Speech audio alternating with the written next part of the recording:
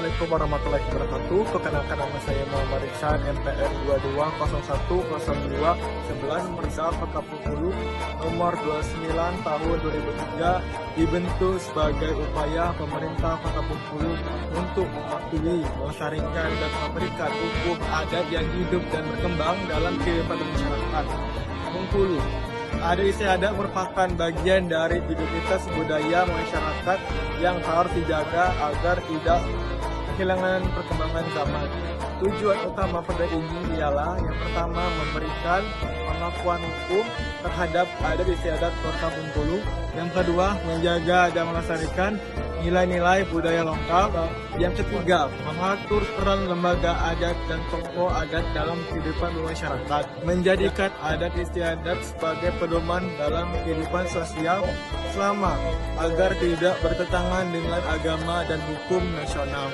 Adat yang diberlakukan dalam perda ini meliputi adat istiadat perkawinan, sistem kekerabatan dan garis keturunan, upacara adat, kesenian tradisional, tata krama, dan kehidupan masyarakat.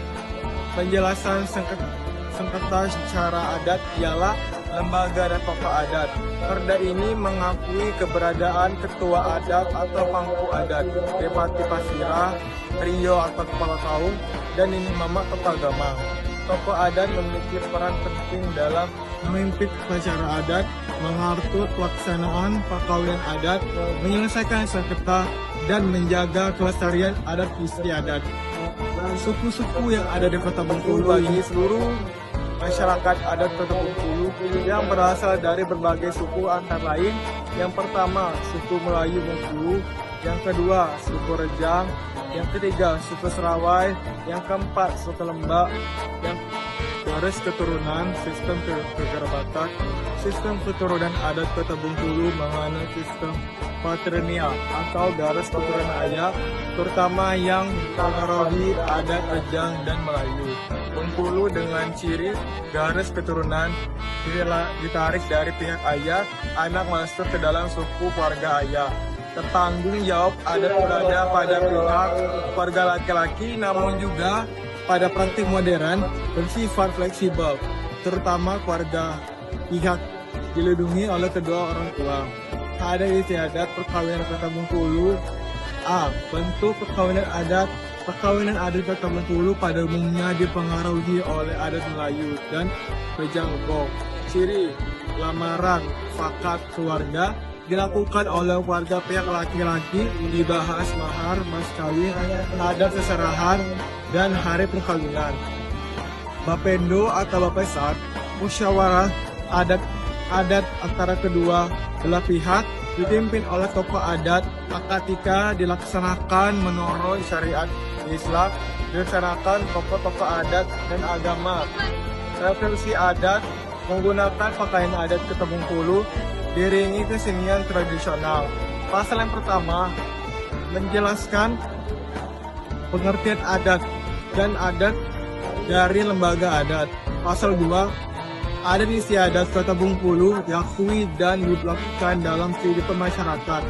Pasal 3, pelaksanaan adat meliputi perkawinan, kekerabatan, upacara adat, penyelesaian sengketa adat. Pasal 4, adat dilaksanakan sepanjang tidak bertentangan dengan agama, tidak bertentangan juga dengan peraturan perundang-undangan. Pasal 6, mengatur peran lembaga adat dan tokoh adat. Tokoh adat berwenang memimpin prosesi adat perkawinan. Pengertian 10 Muharram. Pada tanggal 10 Muharram dalam kalender Islam dikenal sebagai hari Asyura, yaitu hari wafatnya Imam Husain bin Ali, cucu Nabi Muhammad SAW, dalam peristiwa perang Karbala. Peristiwa ini diperingati sebagai simbol pengorbanan, keberanian, dan keadilan. Yang sejarahnya tradisi tabon di Bengkulu. Tradisi tabon masuk ke dalam Bengkulu pada abad ke-18 dibawa oleh Syekh Tambarudin atau yang disebut dengan Baharudin Imam Senggolo bersama pekerja dari Madras dan Bengal Penjia.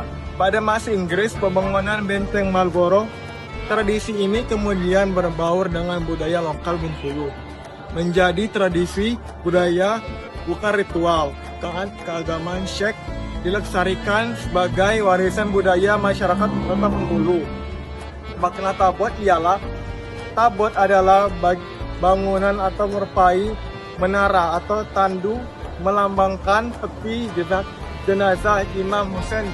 Tabot ini dibuat dengan hiasan khas dan diarak sebagai simbol penghormatan dan duka cita. Makna filosofis tabot mengenang perjuangan Imam Husain, mengajarkan nilai-nilai dan keberanian dan kebenaran, menjaga persatuan dan kesatuan masyarakat adat Kota Bengkulu. Tahapan peringatan 10 Muharram, rangkaian tabot mengambil tanah 1 Muharram, mengambil tanah suci dari tempat tertentu, menggambarkan asal mula manusia dari kematian. Duduk penja atau 5 Muharram, mencuci simbol tangan panja, simbol keluarga Imam Husain. Menjarak 6-7 Muharram, arak-arakan kecil tabot diringi musik dol dan kasa. Meradai dari 7-8 Muharram, anak mengumpulkan dana secara simbolis atau lambang solidaritas atau kebersamaan kita sebagai warga Bengkulu untuk menjunjung tinggi adat istiadat yang berada di Kota Bengkulu. Seperti kita ketahui ialah tabot. Arak gendang atau gendang pada tanggal 9 Muharram, arak-arakan tabot besar di jalan utama Kota Bengkulu menjadi puncak keramaian. Tabot terbuang pada tanggal 10 Muharram, tabot dibuang atau dibuang ke laut atau ke sungai, melambangkan perkembangan Imam Husain sang pencipta, penutupan seluruh rangkaian tabot. Peran masyarakat dan pemerintah dilaksanakan oleh warga tabot, Keturunan Imam Songgolo, didukung pemerintah Kota Bengkulu sebagai agenda budaya dan pariwisata. Warisan budaya daerah menjadi daya tarik wisata nasional maupun internasional.